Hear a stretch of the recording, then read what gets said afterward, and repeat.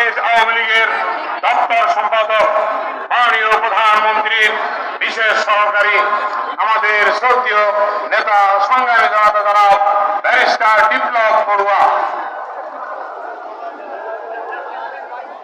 বাংলাদেশ আওয়ামী লীগ ঢাকা মহানগর উত্তর পত্রিকা আয়োজিত আজকের এই সভার শ্রদ্ধেয় সভাপতি ঢাকা মহানগর আওয়ামী লীগের উত্তরের সভাপতি শেখ ফজলুর রহমান, সাধারণ সম্পাদক এস এম মান্নান কোচি সহ মঞ্চ উপবিষ্ট মন্ত্রী পরিষদের মাননীয় সদস্যবৃন্দ, বাংলাদেশ আওয়ামী লীগের সম্মানিত জাতীয় নেতৃবৃন্দ, ঢাকা মহানগর আওয়ামী লীগের নেতৃবৃন্দ, সহযোগী সংগঠনের নেতৃবৃন্দ সহ উপস্থিত ভাই ও বোনেরা, আপনাদের সবাইকে আমার ব্যক্তিগত পক্ষ থেকে, আমাদের সংগঠন বাংলাদেশ আওয়ামী লীগের পক্ষ থেকে সালাম ও শুভেচ্ছা জানাই। আমি আমার সংক্ষিপ্ত বক্তব্যের শুরুতে আমি ঢাকা 13 আসনের ভোটারদের প্রতি আন্তরিক ধন্যবাদ ও কৃতজ্ঞতা জানাই। আপনারা ভোট দিয়ে এই এলাকায় বাংলাদেশ আওয়ামী লীগের প্রেসিডিয়ামের গুরুত্বপূর্ণ সদস্য জনাব জাহাঙ্গীর কবির নানককে বিপুল ভোটে আপনারা সংসদ সদস্য নির্বাচিত করেছেন। আপনারা সংসদ সদস্য নির্বাচিত করেছেন বলেই বঙ্গবন্ধু কন্যা জননেত্রী শেখ হাসিনা আমাদের প্রিয় নানক ভাইকে মন্ত্রী পরিষদে গুরুত্বপূর্ণ দায়িত্ব দিয়েছেন। আজ আমরা যখন বঙ্গবন্ধু কন্যা শেখ হাসিনার নেতৃত্বে শান্তি, সমতা, একতা, ভ্রাতৃত্ব প্রতিষ্ঠার জন্য, জনগণকে ঐক্যবদ্ধ করার জন্য যখন কথা বলছি, ঠিক সেই মুহূর্তে একটি চিহ্নিত রাজনৈতিক শক্তি, বাংলাদেশের অপশক্তি আজ বাংলাদেশে নতুন করে ষড়যন্ত্র সৃষ্টির পায়তারা চালাচ্ছে। আপনারা জানেন, স্বাধীন বাংলাদেশের শুরুতেই 3 বছর 7 মাসের মাথায় আমরা জাতির পিতা বঙ্গবন্ধু শেখ মুজিবুর রহমানকে হারিয়েছিলাম। আজ বঙ্গবন্ধুর খুনি গোষ্ঠী, যুদ্ধ অপরাধী, জামা শিবির চক্র, জঙ্গিবাদী উগ্র সম্প্রদায় গোষ্ঠী ঐক্যবদ্ধভাবে আজ বঙ্গবন্ধুর সুযোগ্য কন্যা জননেত্রী শেখ হাসিনার নেতৃত্বে বাংলাদেশ যখন সারা বিশ্বে আজ একটি আত্মমর্যাদাশীল জাতি হিসাবে প্রতিষ্ঠিত হয়েছে, ঠিক সেই মুহূর্তে বাংলাদেশের বিরুদ্ধে অপপ্রচার চালাচ্ছে। এই অপশক্তি বারবার নির্বাচনে জনগণ কর্তৃক প্রত্যাখ্যাত হয়েছে। বাংলাদেশের জনগণ পরপর 4টি নির্বাচনে এই শক্তিকে প্রতিহত করেছে। এই অপশক্তি নির্বাচনে আসে না, কারণ তারা নির্বাচনী প্রক্রিয়াকে অস্বীকার করতে চায়। তারা নির্বাচনী নিয়ম কানুনে তোয়াক্কা না করে নিজের নির্বাচনে জয়লাভের জন্য গ্যারান্টি চায়। সে গ্যারান্টি পাওয়ার মতো তেমন সরকার ব্যবস্থা তারা চায়। তারা নির্বাচন শুধু বয়কট করেনি, নির্বাচনের সময় সন্ত্রাস চালিয়েছে, আগুন দিয়ে নিরীহ ট্রেন যাত্রীদেরকে পুড়িয়ে হত্যা করেছে। এইসব ঘটনা তারা নিজের চোখে দেখেছেন।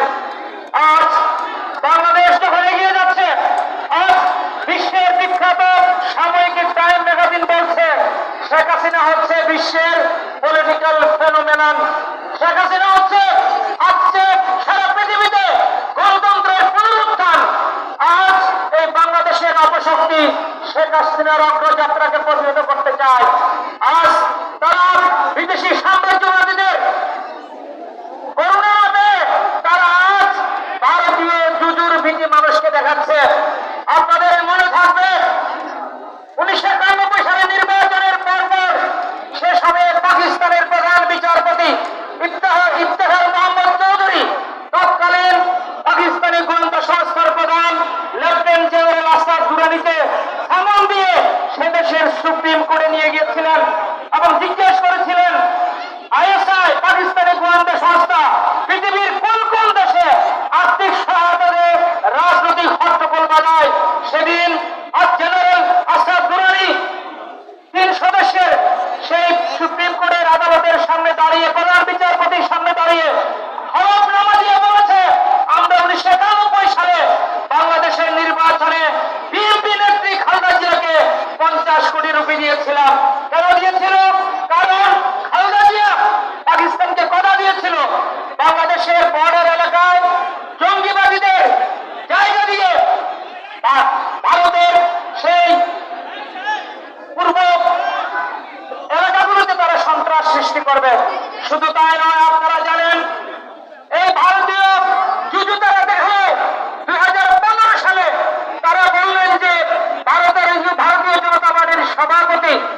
শাহ নাকি টেলিফোন করে খালেদা জিয়ার স্বাস্থ্যের খবর নিয়েছে।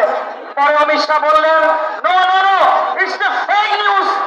এই ধরনের কোন টেলিফোন ভারত থেকে করা হয়নি, বরং বিএনপি অফিস থেকে বারবার ফোন করে ভারতীয় জনতা পার্টির সাথে যোগাযোগের চেষ্টা করা হয়েছে। শেখ হাসিনা বলেন, আমাদের বিদেশে কোনো প্রবলেম নেই, আমরা আমাদের বন্ধু রয়েছে। শেখ হাসিনা তার পিতার পদাঙ্ক অনুসরণ করেন। বঙ্গবন্ধু বলে গেছেন, সকলের সাথে বন্ধুত্ব, কারো সাথে বৈরিতা নয়। তাই আমরা দেখেছি নির্বাচনের পরের দিন প্রায় 20 জনের বেশি বিদেশি রাষ্ট্রদূত গণভবনে ছুটে গিয়ে বঙ্গবন্ধু শেখ হাসিনাকে অভিনন্দন জানিয়েছেন, অভিনন্দন দিয়ে পত্র দিয়েছেন মার্কিন যুক্তরাষ্ট্রের রাষ্ট্রপতি প্রেসিডেন্ট জো বাইডেন, যুক্তরাজ্যের প্রধানমন্ত্রী ঋষি সুনাক সহ ফ্রান্সের রাষ্ট্রপতি সকলেই।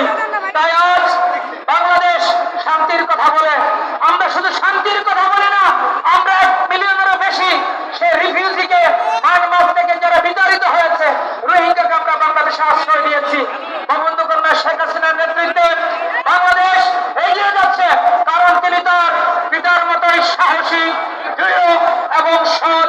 তার পিতা সাম্রাজ্যবাদের কাছে মাথা নত করেননি, প্রাণ দিয়েছেন, জীবন দিয়ে বাংলার মানুষের অধিকার প্রতিষ্ঠিত করেছেন।